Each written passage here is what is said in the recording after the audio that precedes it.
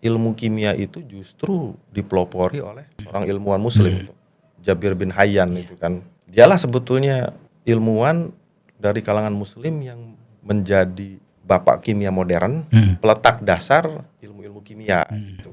Jadi dia yang memberikan istilahnya langkah awal ya untuk penelitian dan eksperimen seterusnya gitu. Memang sangat disayangkan dalam perjalanan sejarahnya kemudian ini tidak diteruskan oleh kalangan intelektual muslim. Garam dapur itu kan komponennya sodium sama klorida itu, NaCl kalau rumus kimianya itu. Padahal dua bahan kimia ini Na, sodium dan klorin itu sebetulnya kan dua bahan kimia yang sifatnya racun ya. Klorin itu kan dipakai untuk pembersih kamar mandi itu. Salah satu penggunaannya ya. Sodium itu kan logam dia kan. Dua-duanya itu sifatnya beracun. Pengalaman saya pribadi gitu kan. Saya sudah melakukan sebuah kontribusi besar gitu kan. Ternyata kemudian dalam tanda kutip perusahaan itu tidak memberikan yang kita harapkan gitu kan. Kalau kita nggak prinsipnya lagi ibadah kan pasti kecewa.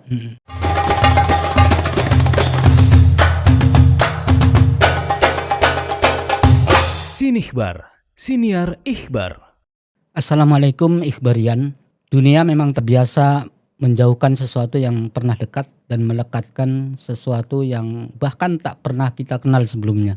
Tapi ini bukan tentang kekasih atau mantan kekasih, melainkan tentang bagaimana Islam dulu pernah begitu lekat dengan sains atau berbagai cabang keilmuan lainnya. Salah satunya adalah kimia yang masa silam masyhur dengan sebutan alkimia yang pernah menjadi mahkota peradaban muslim di dunia.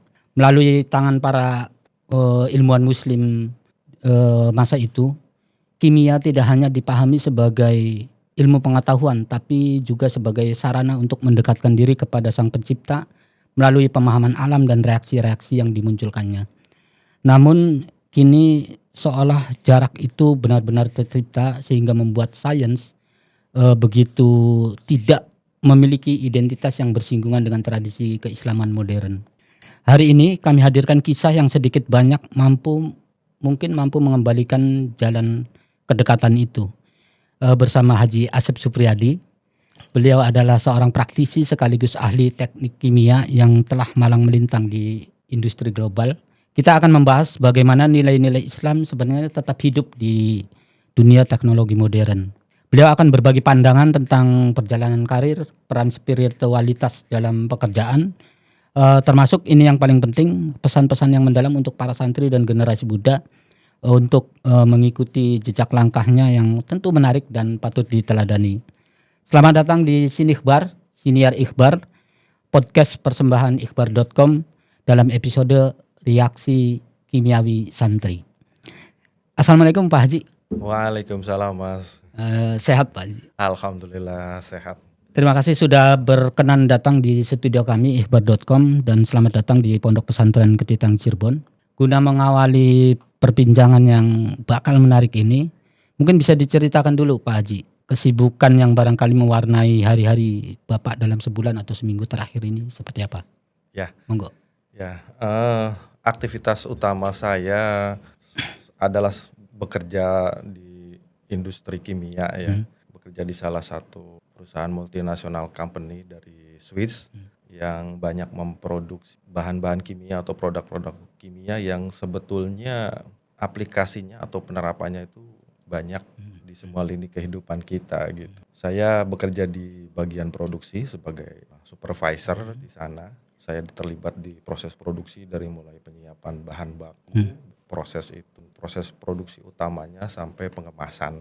Termasuk pengecekan bahan itu apakah kalau kimia itu kan kesannya berbahaya, maaf konotasinya udah ke situ. Hati-hati bahan kimia gitu.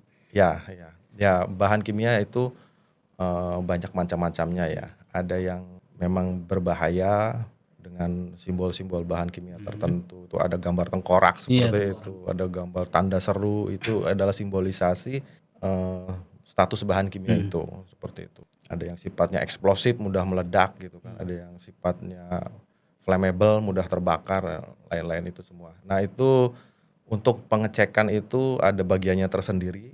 Raw material incoming sebelum kita pakai untuk proses produksi itu ada pengecekannya sendiri oleh tim dari QC lab ya, quality control lab. Jadi konsentratnya, bibitnya itu yang Betul, ya itu kita pastikan dulu kualitasnya sudah masuk standar kita gitu kan. Karena untuk proses produksi itu juga ada standarisasinya ya, bahan kimia yang akan kita proses. Nah itu ada departemennya tersendiri. Setelah lolos uji kualitas dari quality lab itu, baru kemudian kita olah. Nah proses pengolahan inilah di situ saya berperan, seperti itu. Oke, Pak Haji, mungkin nanti bisa disisipkan di berbagai jawaban. Barangkali Ikhbarian pengen kenal lebih lanjut ke Pak Asep. Tapi Pak Haji Asep, saya agak masih ingin menghubungkan dengan prolog tadi, yang ada jarak seolah-olah antara kita Muslim pesantren, terutama Indonesia barangkali, dengan teknologi kimia, dan sekarang ada Pak Haji Asep ternyata. Itu awal mulanya gimana bisa terdorong untuk kiprah di bidang itu? Iya. Mungkin ini sebuah kebetulan ya, atau mungkin takdir dari Allah juga gitu. Dulu itu waktu SMP itu kebetulan adik almarhum bapak saya adalah seorang guru kimia gitu. Di rumah pasti banyak buku-buku kimia lah seperti itu. Waktu SMP itu ya iseng aja baca buku, walaupun belum ngerti waktu itu ya. Dan saya membaca itu ininya aneh-aneh gitu namanya.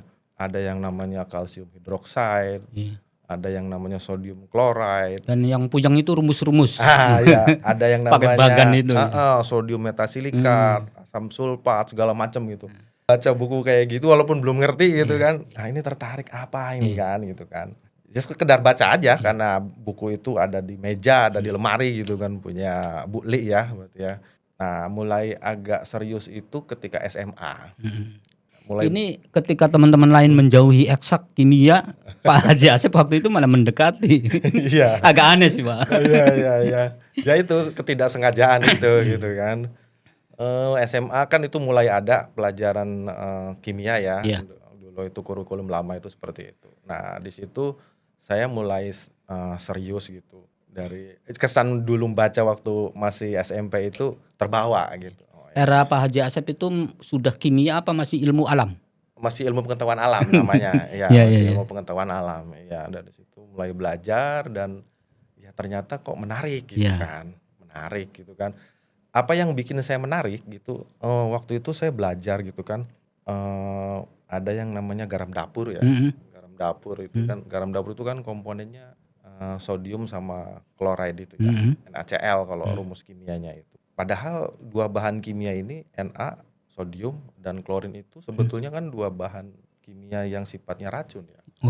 Klorin itu toksik kan, benernya. Iya, klorin itu kan dipakai untuk pembersih kamar mandi. Sampai sekarang lantai ya klorin itu salah satu penggunaannya ya. Sodium itu kan logam dia kan. Dua-duanya itu sifatnya beracun lah, kalau nggak beracun banget juga sih. Tapi ketika dia sudah bersenyawa jadi NaCl, jadi garam dapur, dan kita tahu masa kalau nggak pakai garam ya nggak enak ya. Nah, itu menurut saya antik gitu. Sesuatu yang awalnya harus sesuatu yang awalnya beracun dan apa namanya secara fungsi mungkin tidak ada manfaat langsung buat kita gitu ya. Tapi ketika sudah bersenyawa jadi NaCl, garam dapur yang justru kita perlu pakai untuk bumbu masakan gitu loh. Pantas di beberapa kasus juga garam itu masih bisa digunakan untuk menghilangkan bercak-bercak yang membandel gitu ya di beberapa kasus gitu. Karena memang sejatinya satuan zatnya memang untuk itu ya. Jadi dari situlah saya mulai tertarik gitu kan. Ini kayaknya asing nih belajar ini gitu kan. Jadi ya akhirnya lama-lama suka gitu kan. Lama-lama suka dan jadi serius belajar. Dan akhirnya justru jadi pilihan hidup saya sampai saat ini berkarir gitu ya. Nah sebelum ke karir Pak Haji, kimia itu kan masuk ke eksakta. Betul. Apakah waktu itu di SMA itu Pak Haji fokus ke kimianya, naksirnya, atau berbarengan dengan eksakta lain? Biasanya kalau anak-anak IPA itu ya seneng kimia plus matematika dan lain-lain. Betul. Itu kalau Pak Haji berbarengan juga atau fokus? Ada 3 pelajaran sains yang mungkin di SMA itu cukup populer ya, kimia, matematika, dan fisika. Fisika. Ya, untuk fisika saya suka, tapi saya istilahnya dalam proses belajarnya banyak mengalami kesulitan lah, seperti itu. Makanya nilai fisika saya nggak terlalu bagus, gitu kan. Paling cuma dapat 7 gitu kan. Tapi di kimia saya karena saya benar-benar menikmati gitu kan dan menyukai, saya lebih banyak fokus menghabiskan waktu belajar di situ. Dan satu lagi matematika. Matematika itu juga penting ya, karena itu bisa membantu kita belajar kimia, karena jelas di studi sains atau kimia itu butuh kemampuan berhitung yang kuat. Itu akan sangat dibantu kalau kemampuan matematika kita itu juga bagus. 2 itulah yang kemudian saya benar-benar seriusi gitu. Untuk fisika mungkin biasa-biasa aja. Makanya ketika kuliah saya akhirnya putuskan saya mau ambil jurusan teknik kimia gitu. S1-nya teknik kimia. D3 dulu saya. Oh, D3. Ambil D3 di Politeknik ITB ya. Tapi D3-nya ITB. Setelah itu, setelah lulus saya melanjutkan lagi sambil kerja waktu itu ke Universitas Jayabaya di Jakarta sampai lulus S1. Kembali tadi Pak Haji, ini jadi pengantar nanti Pak Haji cerita soal karir. Kayaknya tadi cerita soal garam itu, yang tadinya satuan tanda kutip toksik, kemudian ketika jadi senyawa jadi bisa kita nikmati bahkan dibutuhkan gitu. Kayaknya Pak Haji Asep mau menceritakan makna filosofinya di dalam itu, betapa menariknya kimia gitu kan. Betul ya. Nah, barangkali bisa sekalian menceritakan itu filosofinya apa yang mau mungkin disampaikan oleh Pak Haji Asep. Sekaligus kan terus terang Pak Hasib ya, praktisi kimia hari ini yang berstatus sebagai muslim jarang dong. Jarang. Iya, itu kira-kira dapat apa, ke ilmu apa yang sehingga menjadi prinsip Pak Haji sampai sekarang dari kimia kemudian keberadaannya sebagai muslim di entitas yang beragam, Ya. jadi prinsip hidup. Yang mungkin saya ingin luruskan dan masyarakat perlu ketahui dan kalangan santri perlu ketahui, bahwa sebenarnya ilmu kimia itu justru dipelopori oleh sarjana muslim, seorang ilmuwan muslim, Jabir bin Hayyan itu kan. Dialah sebetulnya ilmuwan dari kalangan muslim yang menjadi bapak kimia modern, peletak dasar ilmu-ilmu kimia gitu. Jadi dia yang memberikan istilahnya langkah awal ya untuk penelitian dan eksperimen seterusnya gitu. Memang sangat disayangkan dalam perjalanan sejarahnya kemudian ini tidak diteruskan oleh kalangan intelektual muslim seperti itu. Tapi ada kabar yang istilahnya membahagiakan lah ya, bahwa pada tahun berapa itu saya lupa persisnya, muncul ilmuwan muslim dari Mesir, Ahmed Al-Zawali itu. Nah itu dia memenangkan hadiah Nobel untuk bidang kimia. Ahmed Al-Zawali itu kan. Karena Nobel itu yang masyhur yang sastra sama kemanusiaan aja. Ya, ada 2 ilmuwan muslim dari kalangan sains yang memenangkan hadiah Nobel, yaitu Muhammad Abdus Salam ya dari itu Pakistan. Tahun ini apa sebelumnya? Tahun 90-an kalau nggak salah. Kalau saya nggak salah ya, Iya. Pak. Muhammad Abdul Salam itu kan dari Pakistan itu, dia banyak meneliti tentang nuklir ya, nuklir. Akhirnya dia dapat penghargaan Nobel yang cukup prestisius itu kan. Dan yang terakhir yaitu Ahmed Al-Zawali gitu kan. Jadi saya pikir kenapa tradisi intelektual ini khususnya di bidang ilmu kimia kemudian tidak kita teruskan gitu kan. Dan saya melihat seperti ini ya yang saya pahami gitu kan, bahwa Allah mewahyukan pertama kali ke Nabi Muhammad itu Iqra, bacalah gitu. Bacalah. Kalau saya boleh memaknai gitu, kalau boleh ya ini versi saya sendiri, baca di sini adalah membaca ayat-ayat Allah di alam raya ini. Bukan membaca letterbox teks doang gitu ya Pak Haji ya. Baca ayat-ayat Allah di alam raya yang sedemikian luar biasanya seperti itu. Dan ketika kita membaca ayat-ayat Allah di alam raya ini adalah lewat sains. Lewat sains. Kalau kemudian kita memahaminya seperti itu, bahwa membaca ayat-ayat Allah alam raya yang berupa sains ini adalah sesuatu yang menjadi prioritas kita, gitu kan. Insya Allah mungkin kita juga akan lebih serius melakukan inovasi, eksperimen, penelitian, dan mungkin itulah yang beberapa abad belakangan ini ditinggalkan gitu kan ya.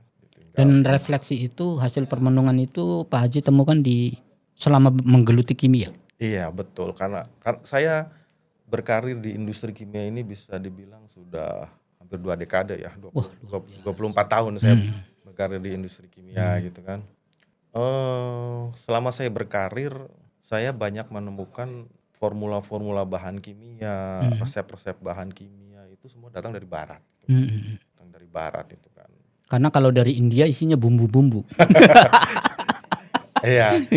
Kebetulan saya bekerja di multinational company dari Swiss ya, dan mereka banyak sekali melakukan eksperimen dan inovasi ya, yang memang akhirnya bisa menemukan sesuatu yang bisa bermanfaat buat masyarakat gitu loh. Sesuatu yang bisa bermanfaat buat masyarakat. Saya kasih contoh di perusahaan saya itu, mungkin salah satu aplikasinya itu manfaatnya itu adalah bahan kimia home care ya. Home care itu jadi bahan-bahan kimia untuk perawatan rumah lah seperti itu. Itu kalau formula aslinya itu kan, kalau dari Swissnya itu kan dia menggunakan fatty acid-nya, bahan dari hewani. Hewani dalam hal ini di sana dari minyak babi gitu loh. Dari minyak babi kan. Nah, itu dalam prosesnya kan nggak mungkin kalau kemudian dipakai di sini ya. Karena mayoritas di Indonesia itu adalah muslim. Makanya perlu ada labeling halal dari MUI gitu, setiap produk itu. Nah, tapi kita kan perlu bahan kimia itu, home care tadi kan, perawatan kebersihan rumah macam-macam. Akhirnya kita melakukan penelitian gitu loh. Gimana kalau fatty acid-nya ini tidak kita ambil dari bahan hewani tadi gitu, dari minyak babi. Jadi bikin alternatifnya. Iya, gitu ya. betul. Bukan mengusahakan atau memaksakan zat itu dihalalkan. Ya, seperti itu. Iya. Akhirnya setelah dilakukan penelitian, eksperimen, ternyata resource di Indonesia itu banyak. Dan ternyata yang kita pakai itu setelah melakukan eksperimen itu adalah bahan nabati dari kelapa sawit. Dan itu ternyata bisa gitu, jadi bahan baku alternatif. Tingkat kemanjurannya atau tingkat sama, nggak ada masalah. Sama. Iya, efisiensi segala macamnya nggak ada masalah gitu kan. Luar biasa. Iya, jadi satu keuntungannya kita nggak perlu import lagi kan sumber tadi itu, karena sawit Indonesia produser terbesar juga gitu kan. Di Sumatera itu banyak lahan sawit segala macam. Sawitnya lebih melimpah dari babi di Indonesia. Iya. Ya, akhirnya kita pergunakan bahan alternatif itu untuk pengganti tadi. Ini menarik Pak Haji Asep, karena termasuk santri sendiri biasanya kalau menemui problem ini langsung dilarikan ke kondisi darurat. Nggak berusaha mencari alternatifnya. Jadi teman-teman yang biasa basul masail nih, kalau ada berhubungan dengan kimia itu harus menghubungi Pak Haji Asep dulu. Biar kita bisa menghadirkan alternatif. Pak Haji Asep mungkin nyambung ya. Tadi menarik bahwa Pak Haji Asep kayak menyuguhkan bahwa kita muslim, santri Indonesia itu sebenarnya punya hak sejarah tentang keilmuan kimia gitu kan. Iya, betul. Nah, sekarang membaca potensi peluang santri hari ini di industri itu seperti apa Pak Haji Asep? Karena santri itu dari mulai masuk gerbang dia itu sudah kayak pesimis. Pulang jadi penghulu paling. Jadi ustadz, jadi kiai nerusin pesantren bapak dan lain-lain. Kalau ada santri agak melenceng aja jadi wartawan misalnya, ini udah saz. Nah, potensinya seperti apa di industri ini untuk para santri? Ya. Berkarir di industri itu, khususnya industri kimia itu kan ya sebetulnya sama seperti profesi lain ya, butuh yang namanya kualifikasi ya, dan kualifikasi ini memang harus formal gitu kan. Artinya ketika bicara formal ya ada ijazah dan segala macam gitu kan, karena itu kan berkaitan dengan kompetensi, berkaitan kompetensi, apalagi nanti terlibat di industri yang resiko kerjanya juga besar, apalagi di industri kimia, berhubungan dengan bahan-bahan kimia yang mudah meledak, eksplosif tadi, yang mudah terbakar. Jadi memang kualifikasi itu diperlukan. Secara formal mungkin dia pernah belajar secara formal tentang ilmu kimia. Mungkin ini yang ada gap ya antara industri dan kalangan santri, karena jujur dari kalangan santri masih banyak yang belum bisa memenuhi aspek kualifikasi tadi. sehingga kesulitan untuk masuk ke dunia industri seperti itu. Atau ini waktunya bagi pesantren untuk menginisiasi kampus-kampus sains ya? Ya, sebetulnya gini, saya dengar kabar baik bahwa PBNU sekarang sudah istilahnya memberi prioritas lewat Lakspedam PBNU untuk memfasilitasi santri-santri yang punya prestasi unggul di bidang sains. Di bidang sains. Itu berupa beasiswa atau? Ya, berupa beasiswa. Jadi memang kalau santri ini unggul prestasinya di bidang sains gitu kan, bisa dibantu untuk mendapatkan beasiswa di perguruan tinggi di Eropa, perguruan tinggi top di Eropa seperti itu. Ini menurut saya sebuah langkah terobosan ya. Dan bahkan beberapa pesantren sudah mulai menaruh prioritas juga, memberi prioritas seperti itu. Seperti pesantren yang kebetulan anak saya yang besar itu juga pesantren memondokkan di sana gitu. Nah, di pesantren itu ada mata pelajaran sains. Ada mata pelajaran sains. Tapi bukan S1. Masih SMA. Levelnya masih level SMA. Semacam penjurusan Iya, SMK gitu. penjurusan. Jadi di situ memang diprioritaskan. Jadi sebelum masuk ke kelasnya itu ada semacam psikotes ya. Psikotes dari psikolog yang profesional bahwa anak ini memang ada potensi untuk belajar sains gitu kan, matematika, fisika, kimia seperti itu. Dan akhirnya masuk ke kelas itu dan selama 3 tahun itu full mereka belajar itu. Jadi saya butuh pandangan dari Pak Haji Asep tentang kecenderungan lembaga pesantren di Indonesia yang membangun atau mendirikan perguruan tinggi itu lagi-lagi syariah, lagi-lagi keagamaan gitu. Apakah memang kos untuk mendirikan perguruan tinggi di eksak itu mahal? Laboratoriumnya atau apa kira-kira? Ya. Mungkin itu salah satunya, tapi yang paling penting ini pandangan saya ya, bisa diperdebatkan lah gitu. Saya masih melihat bahwa di kalangan pesantren itu masih ada semacam pandangan dikotomis gitu loh, bahwa ilmu agama, ilmu umum. Ya seperti itu. Padahal ya ilmu itu ya apapun ilmu itu baik gitu loh. Apapun ilmu itu baik gitu kan. Memang belajar ilmu agama diniyah itu sifatnya memang fardu ain ya. Kewajiban bagi setiap muslim karena itulah yang jadi bekal kita untuk bisa melakukan ibadah dengan baik, dengan benar seperti itu. Tapi juga ilmu di luar agama, ilmu diniyah itu juga penting gitulah. Dan saya ngelihat masih ada dikotomi seperti itu gitu kan. Meskipun sebagian besar lagi sudah maju. Iya. Di pesantren Kempek itu ambil spesialisasi gizi. Itu menarik tuh. Ya. Kemudian bahkan di Buntet SMK-nya aja udah mekanika sama otomotif. Itu pesantren sudah muncul sih kesadaran-kesadaran itu. Iya, seperti itu. Dan saya pikir untuk di Indonesia ahli agama fikih dan segala macam udah banyak tidak kurang gitu kan, tidak kurang gitu. Mengapa tidak kemudian kita mulai juga memberi perhatian terhadap sains gitu kan. Ya itu tadi yang seperti saya sampaikan, santri jangan cuma berhenti hanya jadi Pak Ustadz atau Pak Kiai, tapi harus berpikir luas karena ini tuntutan zaman juga tuntutan zaman gitu kan. Jadi seorang teknokrat gitu kan, teknokrat yang punya dasar santri luar biasa gitu menurut saya, seperti itu. Nah mungkin ada hubungannya ini Pak Haji, kembali ke masa lampau dulu ya.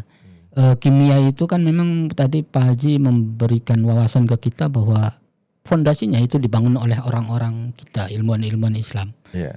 Tentu teori-teori dasarnya, bangunan awalnya itu dari Jabir Ibnu Hayyan itu kan. Betul. Ya. Nah Pak Haji yang berkiprah di situ, pasca pengambil alihan oleh Barat misalnya, itu warisan-warisan itu masih kerasa ada nggak sih Pak Haji? Seperti apa contohnya?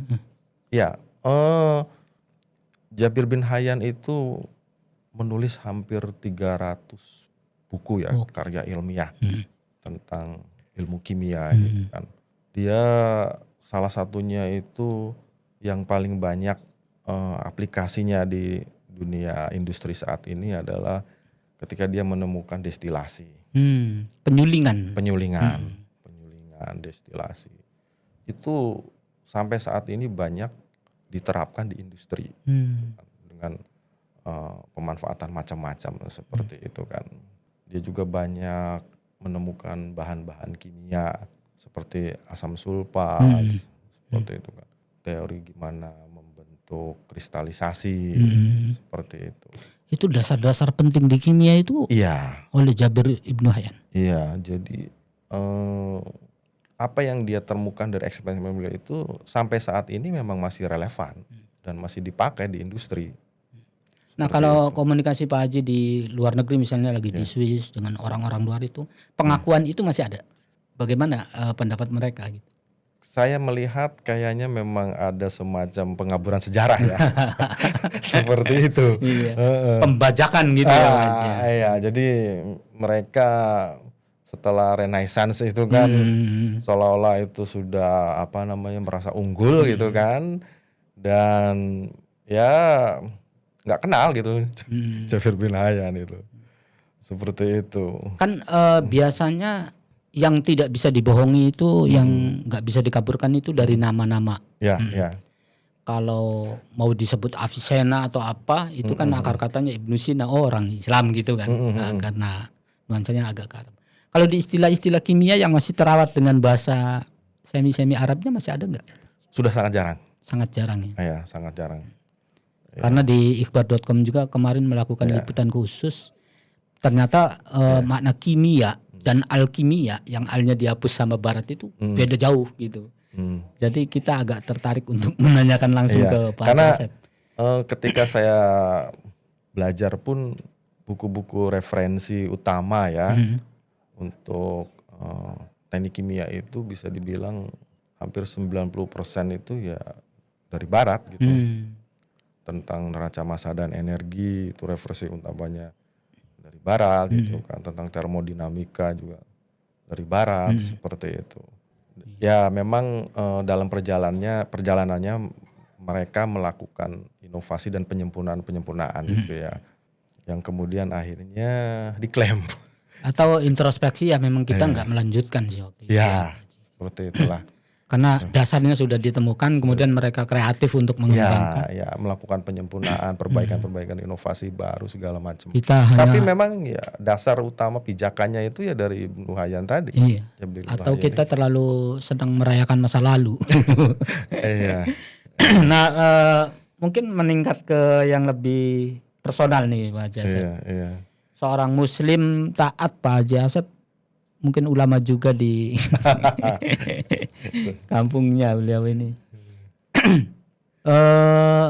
Apa pengalaman paling menarik sebagai seorang Muslim bekerja di tengah-tengah orang yang beragam keyakinannya, Iya. di luar negeri lagi? Iya. Kemudian di kimia yang punya memori bagus tentang kimia, tentang ilmu kimia itu. Iya. Apa pengalaman yang paling menarik Pak Haji Asep sebagai Muslim di tengah-tengah itu? Ya, saya punya pengalaman menarik dan mungkin bisa dibilang membanggakan lah ya. Jadi waktu itu tahun 2019. Jelang COVID. Ya, sebelum COVID itu saya dapat tugas belajar dari perusahaan saya tempat bekerja itu. Waktu itu tugas belajar ke Spanyol, ke Andalus ya dulu. Saya senang banget itu. Aduh. Kita mentok ke Bekasi. saya bisa ke Andalus gitu kan.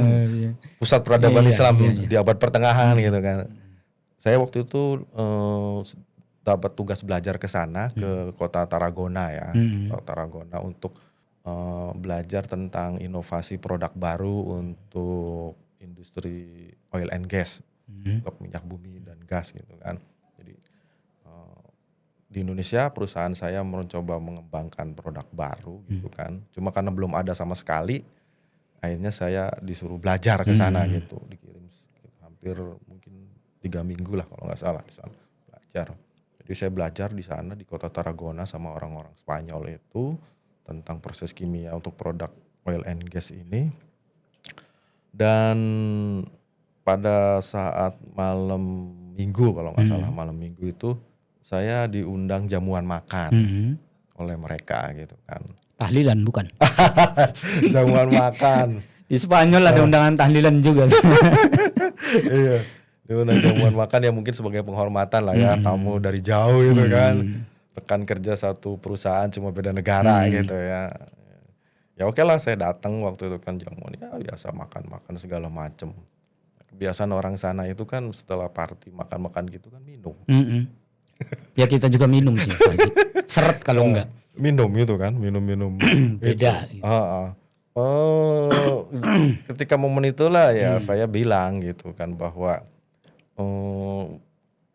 ajaran agama yang saya anut, seorang muslim itu nggak boleh minum alkohol gitu kan, minum khamar gitu kan. Kenapa katanya gitu kan?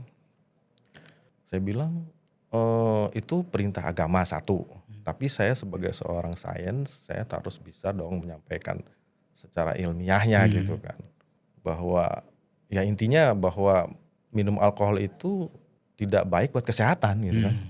Secara kimia pun jelas sebenarnya. Iya, tidak baik buat kesehatan, dia akan kalau dikonsumsi berlebihan akan merusak ginjal, kemudian akan bikin asam urat kita naik segala macam gitu kan. Kan kita harus ngeliat juga siapa yang kita ajak ngomong gitu kan. Yang kita ngomong kan orang yang nggak tahu Islam, nggak mempan pahala dosa ini. Iya. Gitu kan. Jadi saya harus bisa kualat kiai. Harus bisa menyampaikan secara ilmiah juga kayak gitu kan. Oh gitu ya katanya. Iya katanya. Ternyata kawan saya yang orang Spanyol ini termasuk salah satu orang yang concern sama kesehatan. Jadi ketika saya ngomong gitu dia nyambung gitu kan.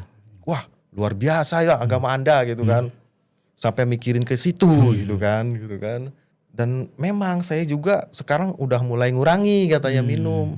Betul katanya bahwa minum banyak minuman yang beralkohol itu bikin asam urat saya naik katanya gitu. Wah luar biasa ini agama Anda ini kan sudah sejak lampau gitu kan 1400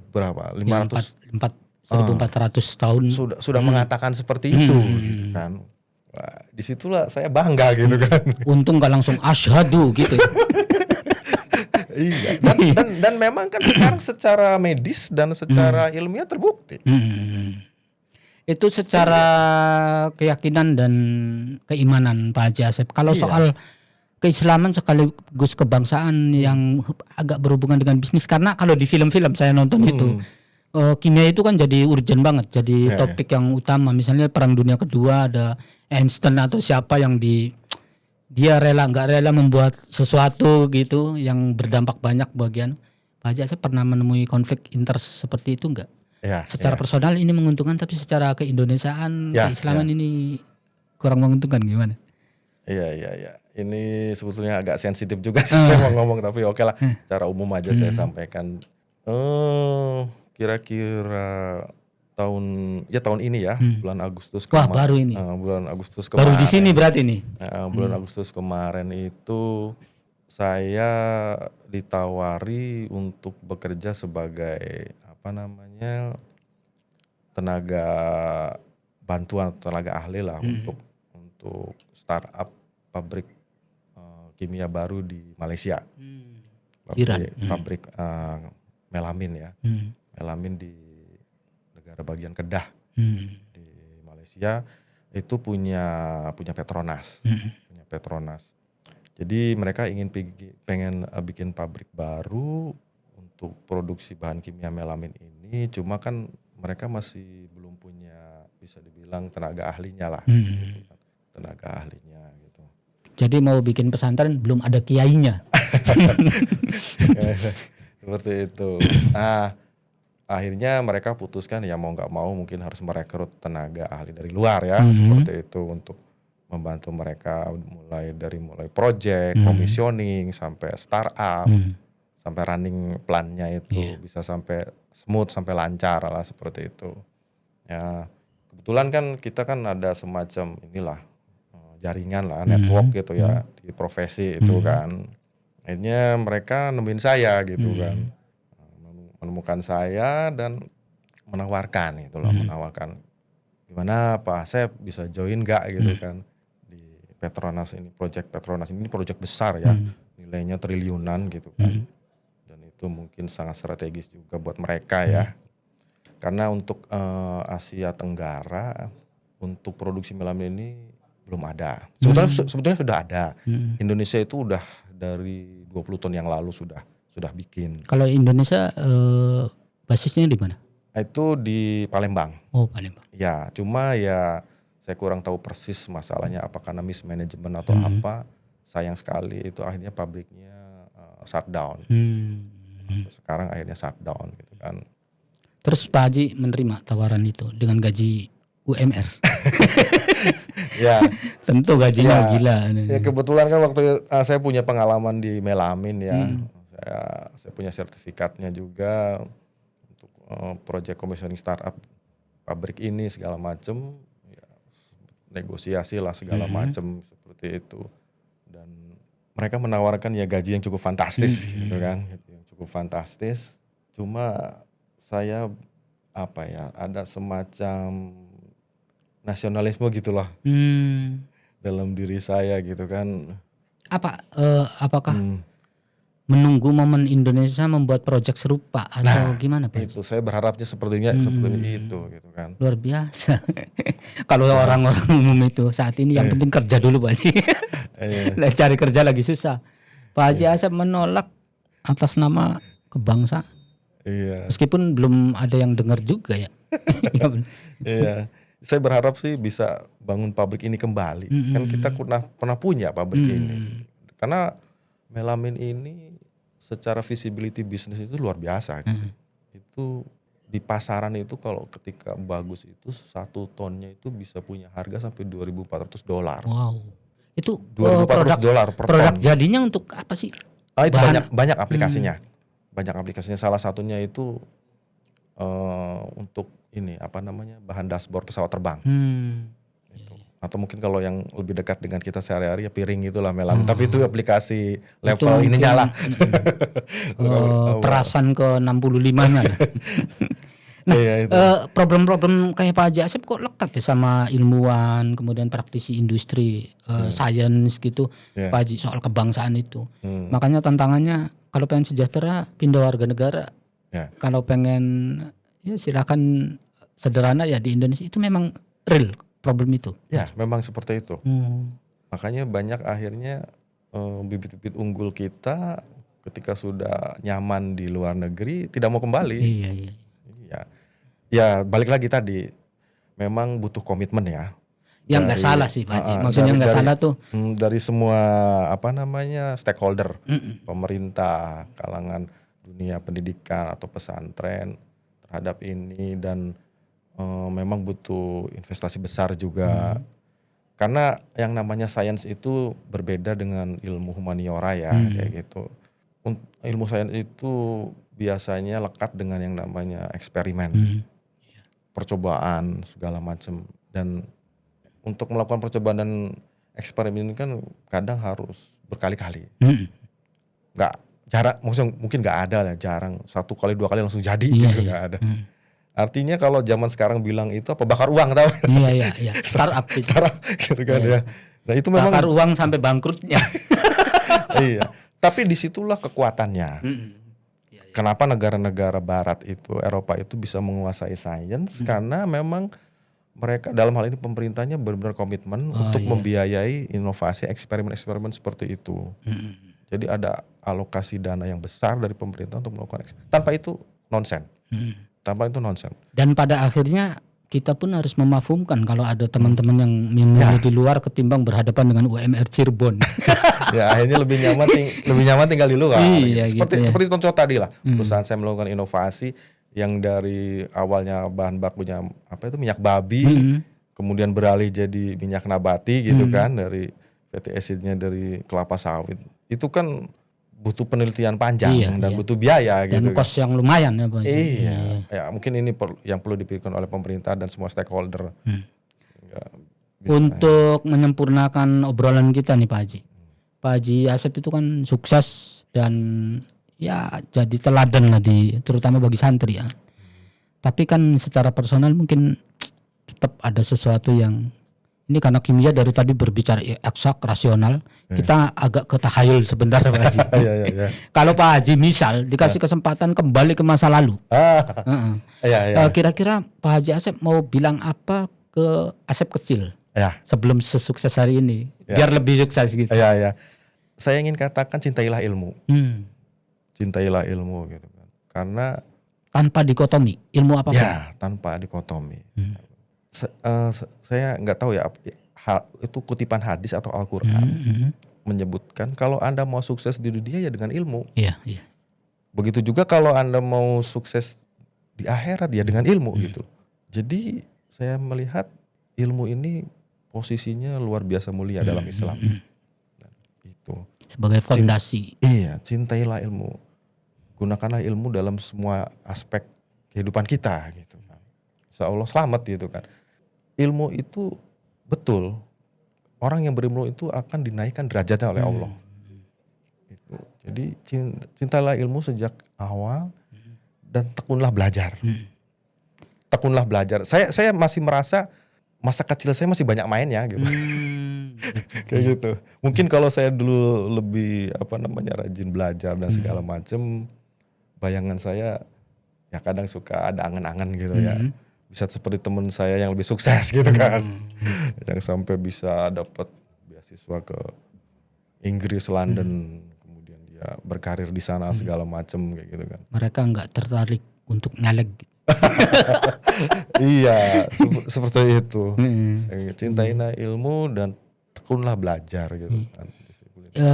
Saya berpura-pura berkamuflase menanyakan ke Pak Asep kecil karena sebenarnya ini buat teman-teman santri semua Pak Haji. Nasihat Pak Haji Asep untuk ke santri. Kira-kira apa yang mesti dipersiapkan sekarang? Karena Pak Haji Asep itu kan tawadhu luar biasa. Kalau pasti Pak Haji nasihatin santri pasti bakal muter-muter nih. Jadi itu teman-teman, ilmu penting dan fondasi atau modal awal kita untuk sesukses atau mudah-mudahan melampaui kesuksesan Pak Haji Asep. Terakhir Pak Asep, pesan untuk ikhbarian. Jadi kita menyebut teman-teman pembaca website Ikhbar itu dengan ikhbarian. Apa kira-kira pesannya? Ya, cintai ilmu dan niatkan sesuatu itu dalam rangka ibadah. Dalam rangka ibadah. Itu menurut saya penting sekali ya. Ketika kita sudah berpedoman bahwa apa yang kita lakukan adalah ibadah dan itu akan menjadi catatan amal soleh kita, insya Allah kita akan selalu punya pikiran positif. Akan selalu punya pikiran positif di tengah segala permasalahan di kehidupan, di dunia kerja, dengan rekan kerja, segala macam. Tekanan. Iya. Ketika kita berpedoman bahwa saya ini sedang melakukan ibadah gitu. Jadi ya Gak baper. Iya, gak baper. Pak Haji sadar berarti hari ini banyak kebaperan. Istilahnya ya semuanya itu kan pasti ada tantangannya ya. Saya di dunia kerja juga banyak menghadapi tantangan dari rekan kerja yang ya tahu sendirilah. Ada yang mungkin nggak serak dengan kita gitu, belum lagi tantangan deadline. Nah di pekerjaan begitu banyak masalah segala macam. Kalau kita nggak prinsipnya saya sedang ibadah, down. Tapi ketika kita berpikiran berpedoman, saya sedang beribadah sama Allah. Mudah-mudahan ini dijadikan catatan amal baik saya gitu. Kita kan akan ikhlas, akan ikhlas. Walaupun kita menghadapi suatu kekecewaan, suatu kecewaan gitu kan.